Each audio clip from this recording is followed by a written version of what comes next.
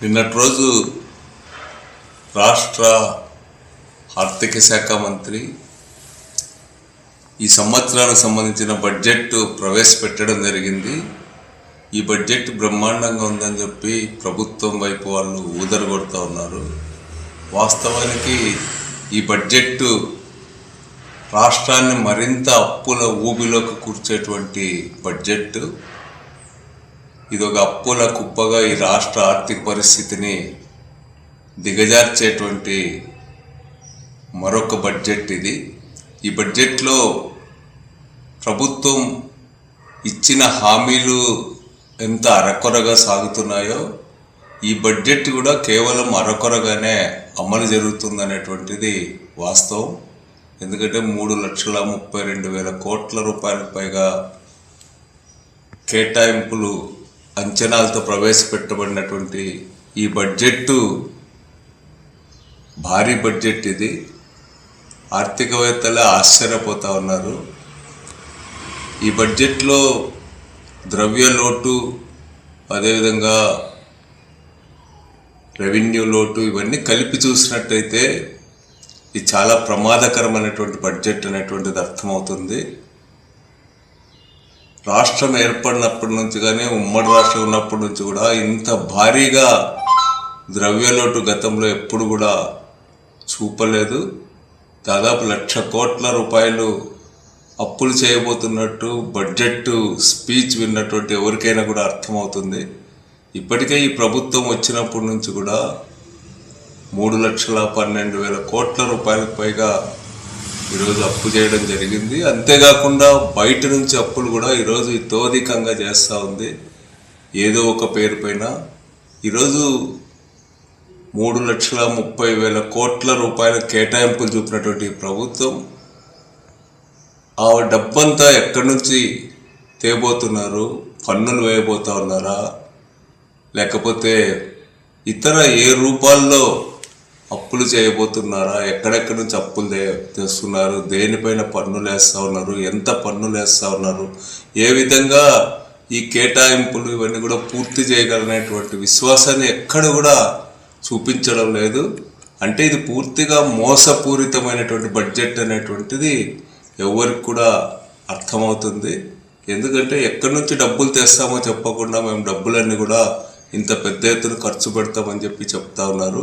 ఇన్ని లక్షల కోట్ల అప్పు చేసినా, ఇంత భారీ బడ్జెట్లు చూపినా కూడా ఈరోజు సూపర్ 6 అని ప్రజలకి నమ్మించి హామీలు ఇచ్చి మోసం చేస్తున్నారు ఇప్పటి వరకు.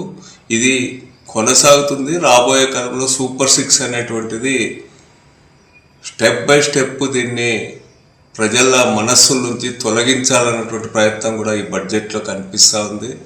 ఆడబిడ్డ నిధి కానీ, నిరుద్యోగ వృత్తి కానీ, లేకపోతే రైతులకు సంబంధించినటువంటి వేటిలో కూడా ఈ ప్రభుత్వం స్పష్టమైనటువంటి మాటలు చెప్పడం లేదు. ఈ ప్రభుత్వం ఈరోజు ఉద్యాన వనాల హబ్ అని ఇట్లాంటి రకరకాల మాటలు చెప్తా ఉంది. ఆచరణలో ఉద్యాన రైతులు ఈ సంవత్సరం చాలా తీవ్రంగా నష్టపోయినారు. ఉద్యాన పంటలు దేని ధర చూసినా కూడా మామిడి రైతులు నష్టపోయినారు, ఉల్లి రైతులు నష్టపోయినారు, అరటి రైతులు నష్టపోయినారు. ఈరోజు వాళ్ళ స్ప్రింక్లర్స్కి సంబంధించి, లిఫ్టులకు సంబంధించి అన్నీ కూడా ఆచరణలో ఏమాత్రం కూడా అవి ముందుకు పోవడం లేదు. కేవలం డ్రిప్ గురించి వీటన్నిటి గురించి మాటలు చెప్పడం తప్ప ఈ ప్రభుత్వం చెప్పుకోదగ్గ రీతిలో ఎక్కడ కూడా చేసింది లేదు. గత ప్రభుత్వం చేసినటువంటివి కూడా తన ఖాతాలోకి వేసుకోవడం అనేటువంటిది ఈ ప్రభుత్వం మామూలే. విద్య విషయంలో, మెడిసిన్ విషయంలో అన్నింటిలో కూడా ఈ ప్రభుత్వం ఈరోజు కేటాయింపులు కూడా తగ్గించి వేసినటువంటి పరిస్థితి ఉంది. గ్రామీణ అభివృద్ధిని చూసినా కానీ, లేకపోతే మహిళలకు సంబంధించినటువంటి దీన్ని చూసినా, ఈరోజు విద్యకు సంబంధించి కూడా 8,000 కోట్ల రూపాయలకు పైగా బకాయిలు ఉంటే ఈ బకాయిలు ఎప్పట్లోగా ఇస్తారు? అసలు ఇస్తారా లేదా? ఈరోజు విద్యార్థులు అవమానాలు ఎదుర్కొంటున్నారు.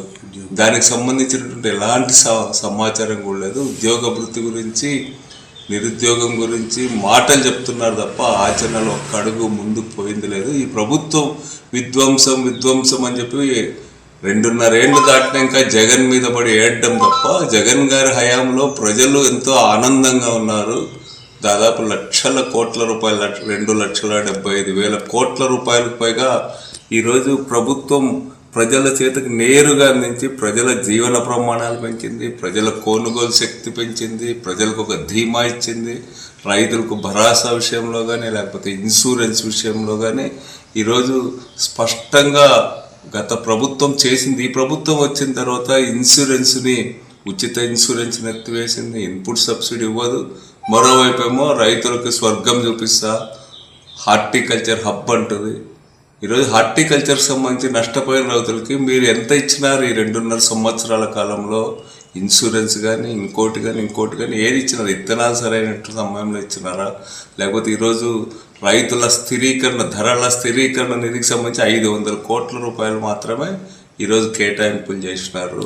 500 కోట్ల రూపాయలతో ధరలను ఏ విధంగా స్థిరీకరిస్తారని చెప్పి నేను అడుగుతాను. ఈరోజు రైతులు కష్టపడి పంట పండించినా కూడా ఈరోజు ధరలు లేక ఈరోజు ధరలు పతనమై రైతులు తీవ్రంగా నష్టపోతూ ఉన్నారు.